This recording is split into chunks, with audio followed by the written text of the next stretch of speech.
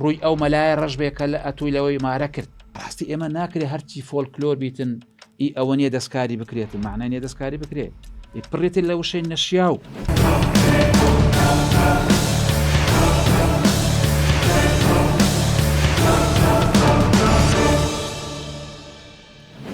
بەناوی خوای گەورە و میهرەبان، خۆشەویستان بەڕێزان، سەلام و ڕەحمەتی خوای گەورەتان لێبێ. لە ئەڵقەی پێنجەم لە بەرنامەی لێکۆلەر لە پایتەخت میدیا بەیەگەیشتینەوە. خۆشەویستان و بەڕێزان، بە هیوای ئەوەی بتوانین کە هوشیاری پێشکەش بە ئێوەی خۆشەویست بکەین، کۆمەڵگەیەکی تەندروست پەروەردە بکەین. خۆشەویستان، گەر بمانەوێت کۆمەڵگەیەکی تەندروست بی، دەبێت کۆمەڵگەیەک بی دوور لە تند و تیژی. توندی تیژی هەر بە کردار نییە، جاروێت تند و تیژی بە وشەیە.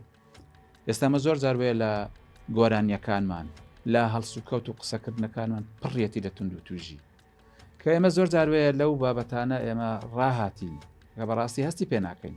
بەڵام ئێمە وەکو کەسێکی یاسایی ئەو شانەی کە دەوترێت و باز دەکرێت هەمووی بڕگەی یاسایی تاوانی خۆی هەیە کە بەڕاستی کارەساتن.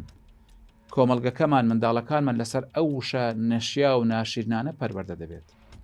ئێمە بۆ دەبێ بووک ڕچی لە خەسووی بی، بۆ دەبێ خەسوو ڕچی لە بووک بێتن.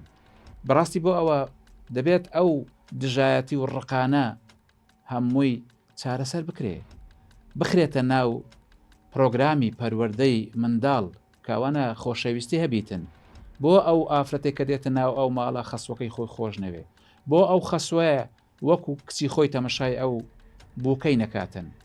اینجا هەر سەرڕای ئەوەش زۆر بەداخەوە زۆر لە براندی خەنە و هەندێک کەلوپەلی ئافرەتان هەیە لە ناو بازارەکان هەستی پێ دەکرێتن کە بەڕاستی لە لای من زۆر تاوانە، تاوانێکی زۆر گەورەیە. هەندێک جۆری خەنە هەن، خەنەی ئافرەتان لەسەری نووسرایە، خەنەی خەسوو تەقێن، خەنەی بووک تەقێن. یعنی بەڕاستی نازانم ئەوە چێ ڕێگەی پێدایە، لە چۆن هاتە ناو ئەو وڵاتە ئەو جۆرە خەنەیە بە براندێکە، بە شێوازێکە چەندین کۆنتترۆلی بڕیە. باشە قەت بیری لەوە ناکرێتەوە ئەو وشانە چوشەیەکی تاوانی وشەیەکی نەشیاوە. ئێمە دەبێت کار لەسەر ئەوە بکەین کە تاوان لە نێوان کۆمەڵگە و خێزانێکی تەندروست دروست بکەین، نەک خەنەیەک خەنەی خەسوو تەقێن، خەنەی بووک تەقێن. یعنی بەڕاستی وشەی زۆر نەشیا و وشەی زۆر ناشرن. ئەوە لێ گەڕێ لە مەسائلی گۆرانی و فۆلکلۆری کوردی. بەڕاستی ئێمە ناکرێ هەرچی فۆلکلۆر بیتن ئی ئەوە نیە دەستکاری بکرێتن، معنای نیە دەستکاری بکرێت، پڕێتی لە وشەی نەشیا و باسی قسەی نەشیا و کە هەمووی جوێنە، باسی ئەوەی دەکا مێردەگولا، یعنی باسی دوو لە ڕووی جەنابەت ئەوە ئافرەتانێک کە بێ هاوسەرن کە لەوانەیە هاوسەرەکەی مردبی، ئافرەتەشی ڕەسەن و باشە، باسی بێوەژن و گۆرانی پێ هەڵدا گوتن، یان باسی قسەی نەشیا و حتا باسی مامەستایانی ئاینی، ڕووی ئەو مەلایە ڕەش بێ کە لە ئەتووی لەوەی مارە کرد. ئەینە بەڕاستی ئەوان هەموو شەی تاوانین. یان هەندێک گۆرانی وا هەیە ئێستا خەڵک لە دیاریدا لەزەت دەبا، خۆشی دەردەبڕی. اینجا لەگەڵ ئەو گۆرانیانە ئەگەر بێ و بکرێتە عەمەلی و کردداری چەندین کەسی لەسەر دەکوژرێتن، چەندین کەسی لەسەر دەکوژرێتن. جاروەیە بە تەمەشاکردنەکە، بە نیگاکردنەکە کارەسات دەخڵقێتن بەڕاستی. بەڵام لە ناو گۆرانیەکە زۆر ئاساییە. دەڵێ چوم لە دەرگای نەچوم لە دیواری ئاودوی بووم، شەوێت چوومە بنپاڵی، دەستم بۆ سینجی برد و لەڕی بینەرانی بەڕێزەوە وام کردو ڕووی داچی ڕەش بێ، ڕووی نازانم بابی ڕەش بێ. بەڕاستی ئەو قسانە قسەی زۆر نەشیاون. ینی پێویست دەکاتن کۆمەڵگەی کوردی وشار ببتەوە، ئەوانەی ئەو جۆرە قسانە دەکەن، ینی ڕیسوا بکرێن اینجا بە ناوی فۆلکلۆر و بە ناوی کۆمەڵک شتێکەوە. ئەوانە هەمووی وشەی تاوانین، ئەوانە هەمووی کارەسات دەخڵقێنن، هەمووی کاری نەشیاو دەکاتن. یان دەڵێ ئەگەر ئەو کسەم نەداتێ بابی دەکوژم.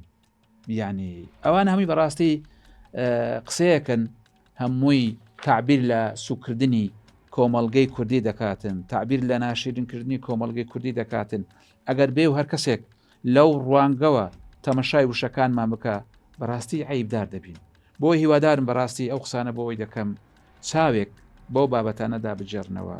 شارەوانی ئەو کەسانی کە چاودێری بازار دەکەن، هەر کەسێکتان دیت لەو شێوە براند و مەوادانەی کە ئافرەتان دەفرۆشن کە وشەی نەشیاوی لەسرە بڕاستی بدرێتە دادگا چۆن بە سەیتەرەکان لە وڵات چۆن ئاوا دەکرێتن ئەوە نشتی زۆر زۆر نەشیاون یان لە ڕاگەیان کارەکان هەر ڕاگەیانەکان هەر کاتێکە گۆرانێک بەو شێوازە یان هەر شتێک شعرێک بەو شێوازە بوترێتن بەڕاستی ڕابژیرێتن و بۆی کۆمەڵگەکەمان ببتە کۆمەڵگەیەکی پێشکەوت و کۆمەڵگەیەکی خۆشەویست و دەست لەملان دوور لە توندی و تیژی وشەی نەشیا و ناشرن هیوادارم ئینشاءڵڵا بتەمای خێر و بەرەکەت بۆ کۆمەڵگەی خۆمان.